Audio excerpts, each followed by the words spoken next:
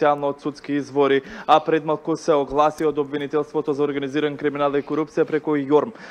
Ке го прочитам во целост соопштението, велат надлежен обвинител од основното јавно обвинителство за гонење на организиран криминал и корупција вечерва донесе наредба за спроведување на истражна постапка за едно лице.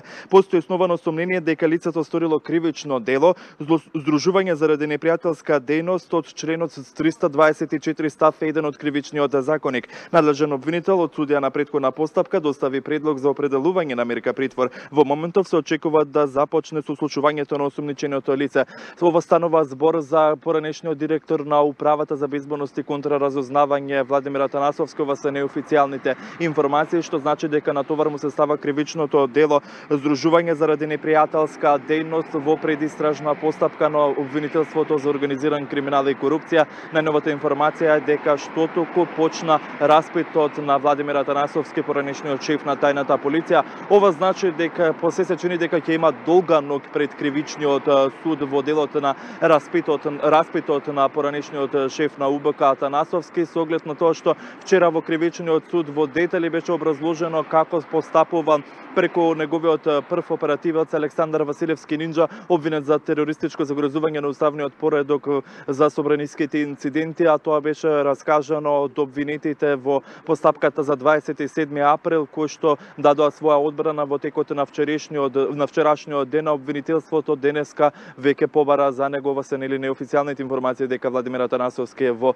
кривичниот суд на распит пред судија на претходна постапка, како што кажав и на почетокот, на товар му се става кривичното дело за здружување заради непријателска дејност од страна на обвинителството за организиран криминал и корупција. Ќе го чекаме епилогот на судија на претходна постапка која што постапува по барањето на притвор од обвинителството за организиран криминал против Атанасовски. Како што кажав, ќе трае овој процес долго, бидејќи прво треба да се сослуша самиот Атанасовски, да дадат и своји оговори, односно одбрани аргументи и бранителите, секако и обвинителството внатре во судницата, а дури подоцна, откако ќе заврши распитот, има време и судот одреден рок на часови, од конкретно 6 часа рок, до кој ќе треба да го напише решението и на тоа да се види дали ќе му биде определена мерка притвор против Атанасовски, за да се знае информацијата која што Чоми претходно тие спомена, за да се мобилизираат екипите за предшутка.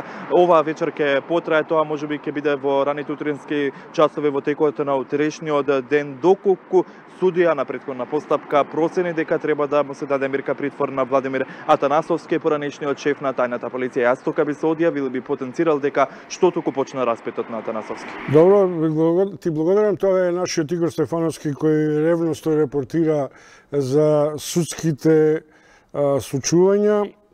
Еве, читам сите портали ја објавуваат ова топ информација од пред половина час. Екс-директорот на УБК е приведен, уопсен за нападот на собранието.